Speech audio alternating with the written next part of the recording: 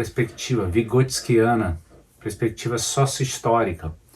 Essa perspectiva, ela é uma grande contribuição para a psicologia. Vygotsky é um psicólogo russo, primeiro por ele ser um psicólogo russo, né? Já é uma contribuição de uma outra cultura. Ele iniciou a sua carreira em 1917 na Rússia e também morreu muito cedo, morreu aos 40 e poucos anos. Então ele teve pouco tempo também, mas com muita contribuição nas obras principais dele. Tem a Formação Social da Mente, que é um livro do Vygotsky, onde ele vai estar trazendo qual é a perspectiva dele, quais são os questionamentos que ele tem em cima das correntes que existiam na época, porque na época tinha corrente naturalista, essencialista, comportamentais e cognitivista. Essas são as correntes fortes que estavam no mundo inteiro. Então, na Rússia, o behaviorismo, que significa comportamento, o estudo do comportamento humano, o interesse pelo comportamento, toda a metodologia, pesquisa, era voltada para o comportamento. Na Suíça, na França, era a fenomenologia, então tinha a base filosófica e tinha essa busca de encontrar um diálogo com a ciência, com a metodologia científica. Qual metodologia científica podemos usar para poder trabalhar com base filosófica e com a análise do fenômeno? Na Alemanha, o Levine, Kurt Lewin, que vem trazer um conceito de campo psicológico, começa a surgir. Na psicanálise, em 1900, Freud, que era um neurologista, médico, tenta apresentar, um pouco antes de 1900, um projeto para apresentar a psicanálise para os neurologistas, a ciência dura da época. A gente está falando da medicina de 1900, e é quando ele faz a ruptura com a ciência da medicina naquela época. E diz que a psicanálise não é uma ciência, ela é uma contribuição, ela é uma outra ciência.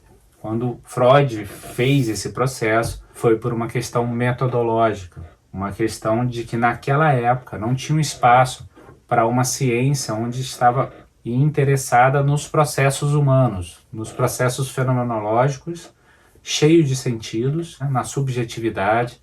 Então, esse olhar para a subjetividade, e agora a gente vai estar olhando numa perspectiva vygotskiana, não era possível dentro desse campo, porque esse campo era um campo onde se usava uma metodologia dura, da ciência dura, das ciências exatas para estudar o comportamento humano, onde você precisava separar as partes para poder estudar. Se você fosse estudar a memória, você tinha que estudar só a memória. Se fosse estudar a fala, estudava só a fala. Se fosse estudar o pensamento, era só o pensamento. Então você precisava separar as áreas, e uma área a princípio não interferia na outra. Tinha um conceito de neutralidade científica, onde era, teoricamente, se controlavam as variáveis para conseguir ter essa suposta neutralidade. Então, o Vygotsky, nesse livro, Formação Social da Mente, ele vem trazendo todas as questões, né? Ele tem uma maneira de escrever onde ele afirma as contribuições das diversas perspectivas e depois, no final, ele traz qual é o olhar dele, qual é a perspectiva dele.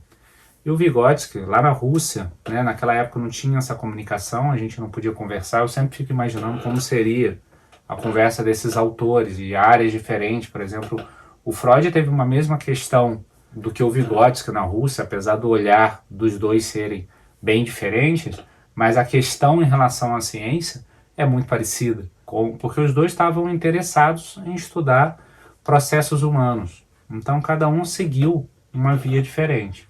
Então o Vygotsky ele estava interessado em olhar a unidade e não os elementos. O que acontecia nessa época? Você separava os elementos. A ciência, o ser humano, era esquartejado e estudavam-se partes dele. Se eu fosse estudar a memória, eu estudaria só a memória e não estudaria o restante. Eu isolava a memória e estudava só a memória.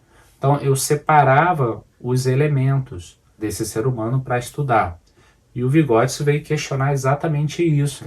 Até traz o exemplo da água, que é H2O, o hidrogênio.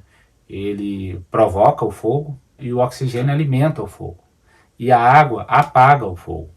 Então ele vem mostrar o tanto que a soma dos elementos não é igual o produto final. E ele veio propor Não mais estudar com essa metodologia, onde você separa os elementos e acha que a soma dele é o resultado final.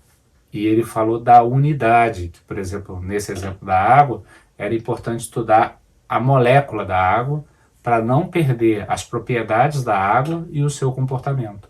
Então, esse exemplo da água é um exemplo muito claro, mostrando qual era o olhar do Vygotsky, qual era o interesse dele, de olhar o fenômeno na sua dinâmica, sem separar o que tem de propriedade ali, que teoricamente o que está nessa dinâmica é o que a gente chama de subjetividade hoje.